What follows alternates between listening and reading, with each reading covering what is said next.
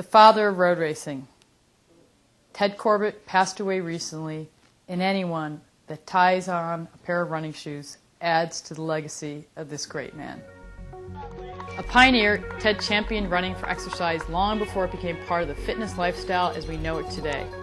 Ted was the first president of New York Roadrunners when the organization was founded in 1958. For years before that, the road racing scene in the metro area was obscure at best. A handful of races, skinny guys, a few dozen serious runners, and courses that only the most dedicated could and would embrace. Among those earliest road racers was Ted Corbitt. Ted's training regimens were legendary. Living in Riverdale, he would run to and from his work in downtown Manhattan.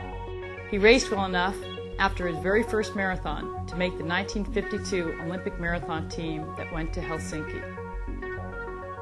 For years, a handful of enthusiasts continued to push the sport, and by the late 1950s, the time was right to formally elevate the opportunities for running and racing in the New York metro area.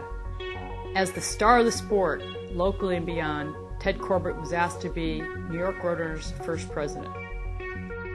I was the first president of the New York Roadrunners Club, which had a little different name, Roadrunners Club New York Association. We set up a program in 1958, our first races, putting on races, and they ranged from short road races up through 30 miles. We had a 30-mile race even in 1959. While it would take many decades for the road racing scene to evolve to what it is today, Ted Corbitt and his comrades at New York Roadrunners set the stage for the fitness revolution. Ted favored the longer distances himself, and he held many ultramarathon records, including the 100-mile. One could say that the running boom as we know it today was launched in 1958, or certainly given a good leg up by Ted Corbitt and the New York Roadrunners. However, to talk about Ted only in terms of running is to leave out what is likely the heart and soul of his legacy. A man better known for his actions than his words. In addition to being widely sought after for his physical therapy skills, which kept him active until just a few months before his death from cancer, Ted was the inspiration for thousands, including those who were instrumental in the development of the sport of road racing. He led the way. As a member of numerous AAU committees, Ted embraced the development of age group and women's competitions, always working within the established system. We're still interested in following the rules and changing all the rules that needed changing to promote long-distance running, and eventually this played a role in women coming into running too.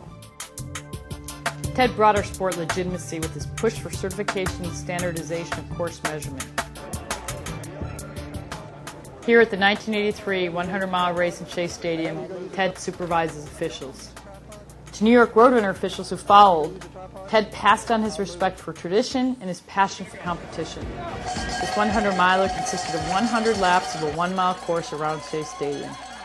Over the decades, Ted saw the sport he loved and its elite athletes gain notoriety.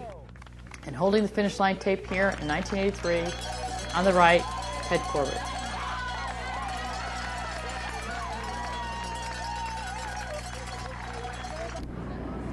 Ted and then New York Roadrunners president Fred LeBeau award the winning trophy.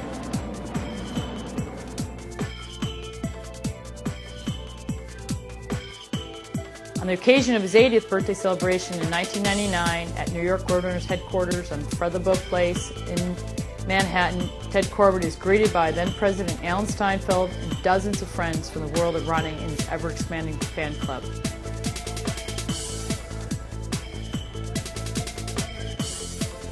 Artist Sarah Yuster unveiled a painting of Ted at that 80th birthday celebration. At 80, Ted reiterated the original goals of New York Roadrunners. Now, the original goals for forming the Roadrunners Club was to get more races and a greater range of races. And that we achieved fairly quickly. The thousands who participate in New York Roadrunners events owe much to Ted Corbitt for his commitment, his leadership, and his vision. Thank you, Ted Corbitt, the first president of New York Roadrunners and the father of distance running in America.